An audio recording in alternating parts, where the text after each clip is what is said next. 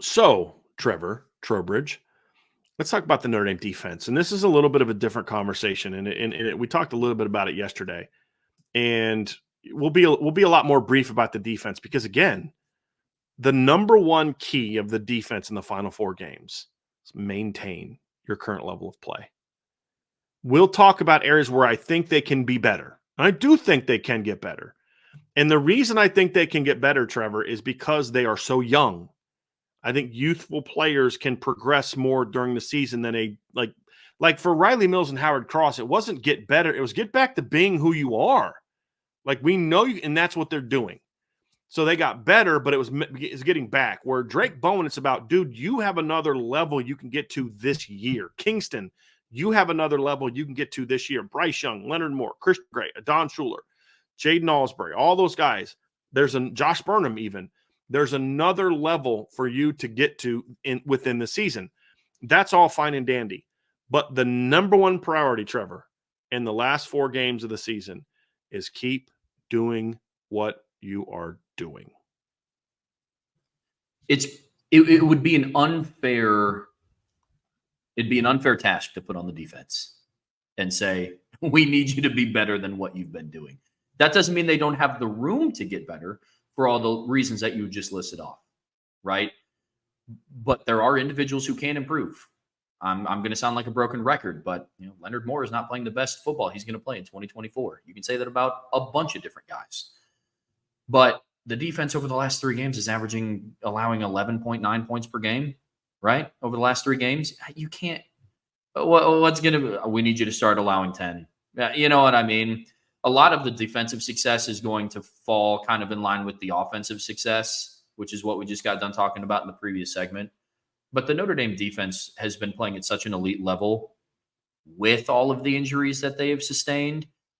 So looking at it in that light, it's got to just be whatever you did against Stanford, whatever you did against Georgia Tech, whatever you did against Navy, you kind of just copy paste that. Now, there are things within those games that need cleaned up a little bit. Like when you go and play Army, you can't let Army's quarterback rip off the amount of big runs that Blake Horvath had, because I don't think Army is going to have some of those turnovers that Navy generated. Some of them were because of Notre Dame's speed and it was sped up. There were some. Blake Horvath dropbacks to pass and goes into his throwing motion and just straight up drops the football because he had a hurt thumb. A key to victory can't be 4-6 turnovers again. Right. It's an anomaly. Right. If you played Navy again this weekend, they're not turning it over 6 times. Notre Dame still dominates, in my opinion. Yeah. But you know they don't turn it over 6 times. But a lot of the conversations that we're going to have around defense is for the players that are still there and healthy, just maintain that level of play with a few wrinkles in there. But for me, I mean, the biggest key for the defense is stay healthy. Right? That is the biggest key for their success. Can't lose another edge rusher. Can't lose another corner. So those are going to be the two. And honestly, especially given what's been going on in the defensive tackle room specifically, like Riley Mills and Howard Cross also need to stay healthy now at this point, right? So, but that it's going to be a conversation shift than what we talked about on offense. On offense, it's O-line needs to raise their level of play, receivers need to raise their level of play. Defense, you maintain, improve in granular areas, but just stay healthy, man. Just stay healthy. Those are my 2 biggest things with the defense. I love that you said that. The thing we're going to say in the show is not, hey, you have to get better here or they can't win. That's not what we're saying. With the offense, it's like, hey, you've got to get better. If you're really going to go into the playoff and be a championship contending team, the Navy game can't be your peak performance. That has to be the start of something to come and be better. With the defense, like you said, Trevor, it's literally, guys, just keep doing what you're doing. You've had a lot of injuries. You're doing that, but just keep doing what you're doing.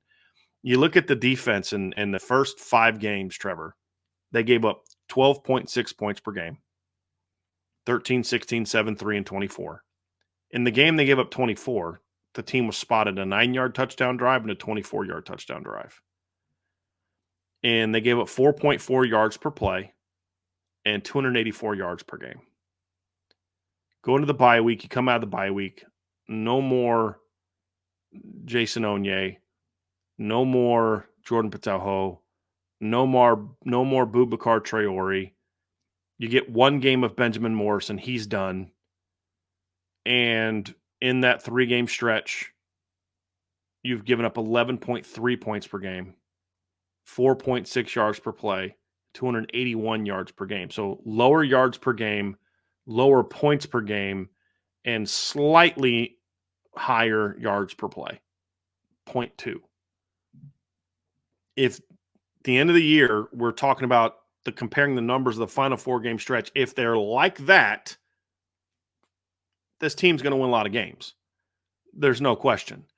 You have to prove that you can play that way with everybody that's gone now, especially as things ramp up a little bit against a couple of these teams that have some really good skill players. So that's going to be a big part of it, Trevor. Now, that doesn't also mean that there isn't another level of dominance that they can get to. It may not reflect in the statistics because they may put teams away early and teams rack up more points and yards against your second team offense, right? But there is another level of dominance I think you can get to. And in the final 4 games, that's where a lot of the focus needs to be for the defense. And it starts with there's still another level of disruption that is needed from this defense. And when you talk about tackles for loss, you talk about sacks, those are areas where this defense can and still improve, in my opinion. You know, Notre Dame kind of started to look like they're getting there. It's hard to really judge it on the last game, but the 2 previous games, Trevor, Notre Dame had 12 tackles for loss in the 2 previous games and had 4 against Georgia Tech, had 8 against Stanford. And so that's raised their level of play. On the season, they're only averaging 4.6 tackles for loss per game. Coming into the Navy game, they had averaged 19. They had averaged over 6 in the 3 previous games, if you include the Louisville game. That's obviously a step in the right direction. You know, that's obviously okay. You're showing progress. You didn't your pressures, your sack package wasn't great to start the season off with. You've got 18 on the year. You only had 1 in the first 2 games, none against Navy. I don't really care about sacks against Navy. I mean, it's not going to happen. But in between that period, Notre Dame had 17 sacks in 5 games, right? Which is a good number, Trevor. I mean, right now on the season, they're averaging 2.25 sacks per game. That's not great. That's not great. But if you look at kind of where they were in that 5-game stretch before Navy and after the rough start, that 3.4 puts them 6th in the country in sacks per game. Right. So get back to that when you're playing non-triple option teams. That's going to be part of it. But I still think that there can be more disruptives in the pass game. I think there's a level for them to be even more disruptive, in other parts of the game. They weren't quite as disruptive, in my opinion, in the throwing game in the last 3 games compared to where they were. They only had 1 pass breakup against Stanford. They had 5 against Georgia Tech, which is a good number. Only 2 against Navy. Part of that's because of who you played. Stanford doesn't throw it a ton. Navy doesn't throw it a ton. But I still think there's another level for them to get to from a disruption standpoint and all the aspects of disruptions that can make them even more dominant. Again, they've been very good at this. This is not saying, you guys suck at this. And, if you can get better here, you're going to be, it's okay. There's still another level for you to get to that I think you can get to. And if you do, this defense can be even more dominant. And I wonder, Trevor, how the improvements from the offense, I wonder how Al Golden is going to view what he has seen from his own offense the last month when it comes to how he goes about attacking it may not change it at all. Hey, look, we're going to do what we always do. We do what we do. We don't worry about the offense. We do what we do. But sometimes you can look at it and say, you know what? We might actually be able to ramp up some aggressiveness a little bit, maybe take a little bit more chances because we now have an offense that's got our back. Yeah. Very curious how he's going to do that. But I think being more disruptive in all aspects of what I mean by disruptions, tackles for loss, sacks, hits on the quarterback, forced fumbles, pass breakups, interceptions, all those things to me, batted balls, all those things to me are important parts of a really, truly elite championship caliber defense that they're good at, but I think they can get even better at in some of those categories. Yeah, absolutely. I don't think that it's any mystery that the correlation between when the disruption in the tackles for a loss started to ramp up. Kind of correlates with when Howard Cross and Riley Mills started coming onto the scene for this season as well. I saw that Howard Cross is now tied for his career high in sacks on a season with 4, and he still has 4 games remaining. Riley Mills is playing his best football in a Notre Dame uniform right now, especially over the stretch of the last 3 games. I mean, man, against Stanford and Georgia Tech, Riley Mills was just a force, which then, to your point, will allow the defense to be more aggressive, and it makes those linebacker pressures a lot more efficient and a lot more. You see the results more when the interior of the defensive line is just unstoppable, right? The thing that I'm going to have a lot of questions around is what the edge rush is going to look like when they start playing a little bit more traditional offenses, opposed to really the last 3 opponents that they played. They were run first with a focus around a mobile quarterback. Georgia Tech, it's a little skewed because they didn't have Haynes King. And so we're just not really going to know what that looked like because their backup came in and I think threw for over 200 yards, but they were down for most of the game. But against Navy and against Stanford, you have 2 teams who the focal point of their offense is their quarterback. And it's mostly for their legs, right? So I think that's going to be an interesting factor when we start talking about disruption and plays in the backfield when they start playing a more traditional offense in a Florida State, in a Virginia, against the USC. But as long as the interior of the defensive line can continue to play where they're at, and that's one of the position groups where it very much emphasis of this, very much just stay where you're at. Just be here. Don't dip below that line, but we're also not asking you to go out and play above that line, right? Just if you stay here, that's going to bode really well for this defense in the last 4 games going into the postseason. Big time. Big time. And then I think part of that too, Trevor, carries into the next area, which I still think there is room to improve against the run. Mm-hmm. I mean, the growth in that department has been probably the thing that has me most encouraged about the stretch run. Is their run defense the last 3 games is really good, has been much improved. And, we talked about yesterday how the numbers, I think it was yesterday, or was it Tuesday? The numbers don't look better. They're giving it 133 yards per game the last 3 games compared to only 123 the first 5 games. But that's because they just played a triple option team who rushed for 222 yards, which happened to be 52 yards below their season average. You know what I mean? Like, you held them, I think, 3 yards below or something like that, 2 yards below what their season average was in yards per carry. Georgia Tech, who's a very good rushing team, went for 64 yards and 2.2 yards per carry against Notre Dame, which is still season lows for them in both categories. You held Stanford to 113 yards and 2.8 yards per carry in that game, which is a strong performance against Stanford in that game as well. So, but Stanford is not a dominant running team. You just shut them down. And I think the run game performance is actually even better because I think their longest run of that game was like a 20-something yard game. It was on a quarterback scramble. Yeah. Remember early in the game, I think it was their first touchdown, just like a 20-something yard quarterback scramble. So your numbers are actually even better than that. And so this team to me has a lot of room for just consistency, building on that, tackle a little bit better, a couple more stuffs, tackles for lost stuffs, but just keep improving the way you have in the last 3 games against the run. That's going to be important because, if you shut Florida State's ability to run the football down, which you should, they're toast. Yeah, they're absolutely toast. And, obviously Army's the triple option Army and all that kind of stuff. Virginia's not a real strong running team, but if you look at some of their better performances this year, Trevor, when they run the ball well, they can be dangerous. When they don't, they're not very good.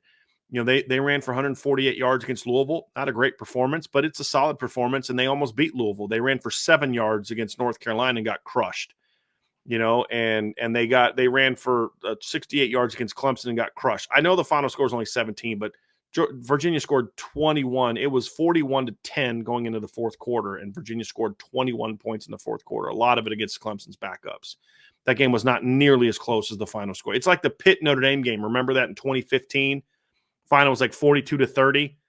And it was like they had a fumble recovery late and scored on the backups and all that kind of. It was not a close game.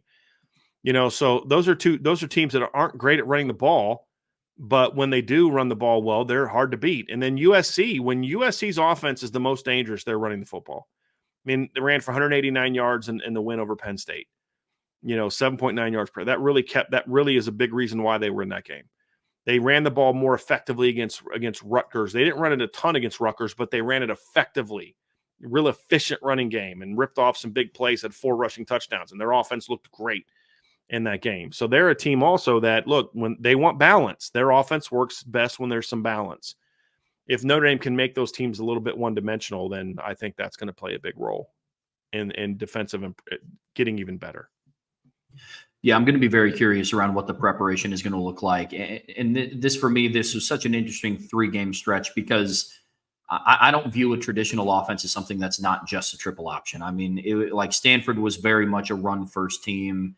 Same with Georgia Tech. Now, the reason why I'm so positive about their run game is for what they did to Jamal Haynes. That game, 7 carries for 15 yards was, I mean, beyond impressive considering the week before that, he went for 170 and 2 touchdowns against North Carolina, the team that just held Virginia. Did you say 7 rushing yards? Ooh, okay. Like my jersey number in college, 7. Yes, not 17, not 77. 7. Ooh, okay. Well, that number aside, I am going to be interested to see what Notre Dame's rush defense looks like when they have to cover more of the passing threat. Because the last look that Notre Dame had was that Louisville game when on the final box score, sure, they only rushed for 131 yards, but there was a minus 42-yard play on that muff punt snap. So I think Isaac Brown that game went 13 carries for 72 yards and 5.5 yards per carry. So I am going to be interested to see what that looks like. But I also believe that despite the style of offense that Notre Dame's defense went up against the last 3 games, their run defense is better than what it was against Louisville as well. So I'm going to be interested to see what that looks like over the next 4-game stretch, because that is another factor of once you do get into the playoffs and once you do start playing the Texases, the Georgias, the Miamis, the Ohio States, you can allow a team to get hot on the ground. I mean, case in point, what happened to Notre Dame in 2022 against USC in the Coliseum. They let USC effectively run the football, and that's what essentially sealed the game for them. So stopping the run is still going to be one of the things top of mind, I think, for this defense. But I feel a lot better about their chances of doing that after this last 3-game stretch, opposed to where I was at before the first bye. Trevor, I think we've seen the pressures ramp up a little bit pre-Navy. That needs to continue against teams that are a little bit better protecting the quarterback in the postseason, but especially against some of the teams that they're going to play down the stretch who I don't think are necessarily great at protecting the quarterback. Like the D-line needs to absolutely feast against Florida State. Absolutely feast against Florida State. I mean, Florida State in 8 games has given up 23 sacks, but that doesn't even do justice to the struggles they've had this year protecting the quarterback. I mean, like they rank right now, I think they're 111th in sacks allowed per game, and that doesn't include all the hits their quarterbacks take. And they take a lot of hits. USC's been good at limiting sacks, but in some of the bigger games, they've given up pressure. When teams have been able to slow down their offense, they're able to get pressure on Miller Moss. That's going to be a huge part of this game. So I think they were trending in a good direction prior to the Navy game. And again, I don't hold that against them. So for example, the first 4 games of the year, this is according to Pro Football, this is the number of total pressures they had: 18, 6, 18, and 14. And then the number of hits plus sacks on the quarterback was 2, 4, 11, and 10. Right. So starting to get a little bit better. And then in the 3 games, starting with Louisville, and then the 2 coming up, the first 2 of the bye against traditional offenses, 27, 22, and 19 against Georgia Tech on a limited. And then the number of hits on the quarterback was 9, 7, and 10. Well, when you consider Stanford doesn't throw the ball a ton, and Georgia Tech tries to be a running team, that's a really good. I mean, they were just eating that poor kid up in the second half of that game, that quarterback for Georgia Tech. that's going to be a must down the stretches. Continue. So it's not even getting better. It's just build on what you're already doing really well in recent games. And then the final piece to me is the reason that's so important is because there's going to be some teams that are going to have the ability to test your young secondary. Mm-hmm. Look, Leonard Moore's playing great, and Christian Gray has had some great moments this year. Don Schuler, but there's still 2 sophomores and a true freshman that are going for their first full season of starters. 2 of them have never played meaningful minutes before this season. Mm-hmm. You're now getting that part of the season where they can kind of hit that wall as younger players, or teams start finding they start finding holes in their game. Best way to limit teams going after your young players, get the quarterback on his back, get him move him around, get him hitting, force him to rush his throws, make quick reads, that kind of stuff.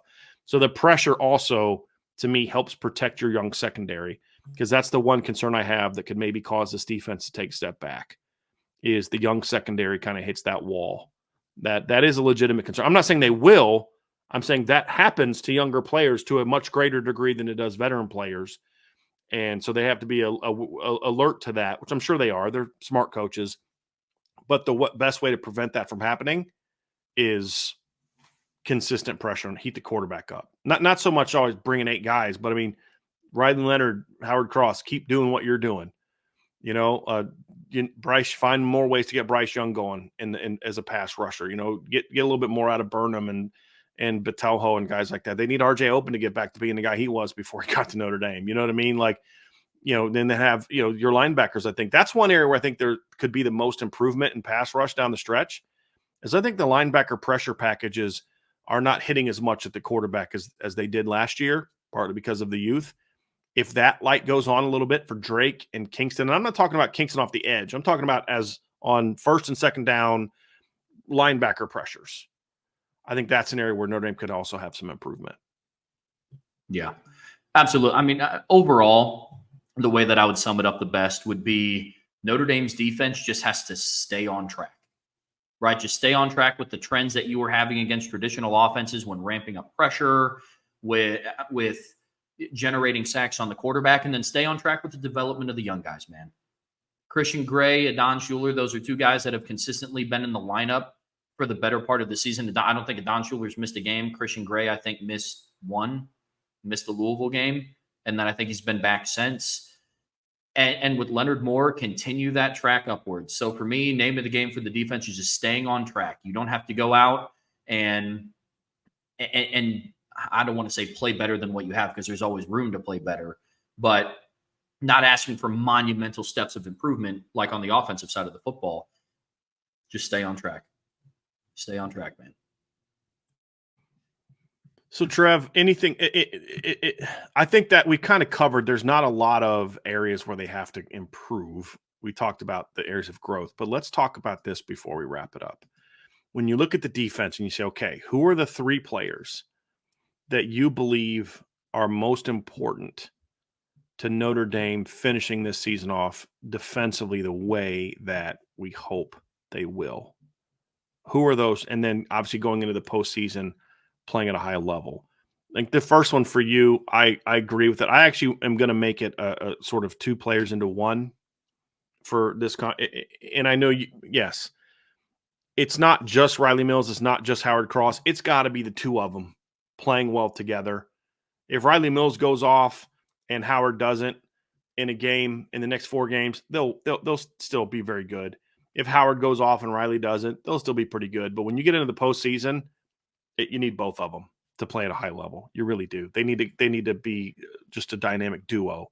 I think it starts there. It starts right up the middle with your 2 stud interior guys. Yeah, the stats that Notre Dame has put up over their last 3 games, outside of the yards per play, where it's slightly more than what it was in the first 5 games, the common denominator. And that's only because of the Navy game. Yeah. I mean, they were sub 3, in those other, rushing wise, at least in those other 2 games. Right. Well, the common denominator is Howard Cross and Riley Mills have turned it on in that stretch of time. Because it's shocking. On one hand, you can say, God, they lost Jordan Botelho and Boubacar Traore, and they lost Ben Morrison, and on paper they've gotten better. Well, it's because the guys at the beginning of the season that were preseason All-Americans and Riley Mills was on like the top 10 freaks list of college football. It's because those guys are starting to play like preseason top 10 All-Americans and playing like they're on the top 10 freaks list of college football, right? So I think they will hold a major key not only in stopping the run and generating pressure, but in helping some of those younger guys. Because, I mean, you're going to go up against younger quarterbacks. I mean, Florida State right now is on their second string quarterback because DJ has a broken finger, and Miller Moss is a younger quarterback. You know what really messes with a young quarterback? Pressure right up the middle in his face. And they hold a big key into that success. So, yeah, I'm glad that you mentioned that, kind of one and the same. I just picked one of them, but was going to explain it's both, right? So, yeah, on the D line, it's the two interior guys for sure. So, Trev, let's go to the next level. And you have a player, obviously, in mind whose performance, when we talk about the linebacker position, we're on the same page there. It's your middle linebacker has to be a big part of that. Mm-hmm. And obviously, you view Drake Bowen as one of those guys that needs to really be an impact player here in the final 3 games. Yeah, Drake Bowen is a guy where he's the middle linebacker is essentially, and you hear it all the time, the middle linebacker is one of the quarterbacks of the defense, right? You have Riley Mills and Howard Cross as veterans on the defensive line. You have Xavier Watts in the secondary, who's a veteran and playing the best football he's played at South Bend. But Drake Bowen is the guy that is kind of making the adjustments and making the calls at the line along with Jack Kaiser. He is, you saw what this defense can do when Drake Bowen is going nuts. I mean, they held Jamal Haynes to 15 rushing yards, and Drake Bowen was all over the field playing like a man possessed, right? He is the key to kind of bringing that defense together and getting them to play more as a unit. And it's been awesome to watch his development from game 1 to game 8, and then going into the bye where things can continue to be refined and refurbished. So I'm excited for what Drake Bowen is going to do the last 4 games leading into the postseason. But for me, for the defense to stay on this track, Drake Bowen holds a big key and will play a large role in that happening for his role specifically in the defense. I mean, Drake is there. I think the linebacking core as a whole has to really perform at a high level. I do believe that. Let's go to your third, and I'll get to my last 2 when we get there. But let's get to your third, because I agree with everything you said. I think you could throw Kingston and Jaden Alsbury in there too, as guys that need to continue growing.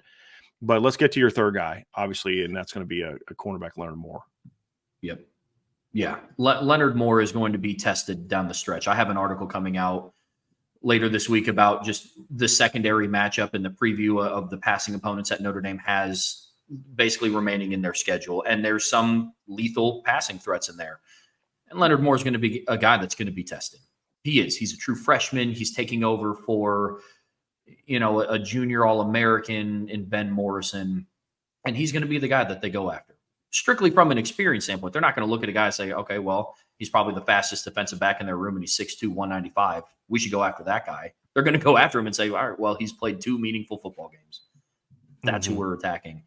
And his development and his ability to perform under pressure, especially once you go into the postseason and you start playing those elite passing offenses, Leonard Moore is going to hold a big key into what and how the secondary play. Because I've seen it. I've seen it before in a Notre Dame uniform where, the starter goes down and the entire secondary just looks completely different because there is a clear mismatch somewhere. I don't think, and nor do I believe, that Leonard Moore is going to be that guy, but it is going to be on him because he will be put in one-on-one situations where he will have to win. So key for the development for me in the secondary is going to be Leonard Moore. I'm with you on the Leonard Moore being part of it. I am. That's one of mine. My other one, though, is Christian Gray. I think that for Notre Dame to beat, Leonard Moore right now is being tasked with replacing Benjamin Morrison in the lineup. And that's a tall task. And I don't need him to be that. I just need him to be what Christian Gray was earlier in the season from an impact standpoint. What I want to see is Christian Gray become the dominant Benjamin Morrison type player in the secondary. That's what I want to see. And he was starting to show that before the injury. He really was. He was getting to that point before the injury. if Christian Gray can get back to being the guy he was before the injury, and he's been good the last couple. I mean, like it's like he's starting to get the Benjamin Morrison treatment where he was so dominant the first 5 games that when he comes back and he's just good, not great, it's like, he hasn't played well. Well, he hasn't played as well, but there's a difference between not playing well and not playing as well. You know what I mean? Like there's a big difference. And Christian has played well the last 3 games. Some misses here. He had a couple sloppy plays against Navy, but he also did some really good things in that game, did some really good things against Georgia Tech. It's get back to being the dominant, disruptive player he was early in the year. Because if you can shut down those field throws and be a forceful player against the run and the quick game and things like that, there's things you can do to help Leonard Moore if he gets into a matchup that's maybe not great for him. There's things you can do to protect him. But if Christian Gray's not playing big-time football, then I think that makes things a little bit tougher. So Christian Gray is my other guy that for me that is a huge part of this defense. And then, the last guy for me that's going to play a huge role, and I think sometimes we take him for granted, is my third guy is Xavier Watts. And he's your star, right? He's your leader. He's your star. Going into this last 4 games and in the postseason, I want to see him continue to be that dominant force because I feel like he gives them he's that great eraser, in my opinion, on the backside of the defense. And he's had some really good moments the last 3 games, but he's also had a couple plays here and there where he didn't make a play or took a bad angle, and that's always going to be part of how you play. But when you're making that stretch run, your best players need to be your best players. And that's why that's why Moore and Cross are there for me, and that's why Xavier's there for me as well. So it's not that the linebackers aren't important. I mean, everybody's important, but like to me, if Xavier Watts, the veteran tackles, and Christian Gray all play to their ability in the last 4 games, I just don't know how you beat this football team. I don't care what the offense does. I really don't. I don't know how you beat this football team in the regular season. Now, and then that gets you going for the postseason. And the unique thing for Notre Dame, compared to some teams that are going to be getting first-round games, is there's going to be a lot of teams getting first-round playoff games that had to play in the conference championship games. The number 2 team in the SEC is going to obviously not get the Big Ten team, potentially the ACC, Big 12 teams, where they're going to be going into the postseason off of 2 weeks rest. Notre Dame gets 3. So that's going to help them rest up a little bit because their last game is on, I think, November 30th.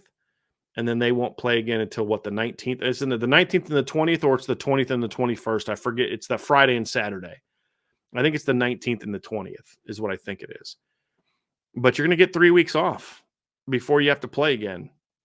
And that's going to allow these veterans to kind of catch up, get caught up a little bit on some rest going into the postseason. But you need your stars to be stars down the stretch, and that's really a big key for me on defense. So that's going to do it for the defensive show, Trevor. We're going to get into some college football talk next. It's going to be you and I this week talking some college football this week. So, but before we do, folks, hit that like button, hit the subscribe button, hit the notification bell, share this podcast, give us a 5-star review on Spotify or whatever your top platforms are for listening to podcasts. And if you have not done so, make sure you sign up for the message board at boards.irishbreakdown.com. Reminder, you can find all of our free written work at www.irishbreakdown.com. That is all of our free content. But we also post all of our articles at boards.irishbreakdown.com, where you can actually read them ad-free on our premium board as well. So that's another nice little goodie for you when you are a member of the premium board. So you can find that at boards.irishbreakdown.com.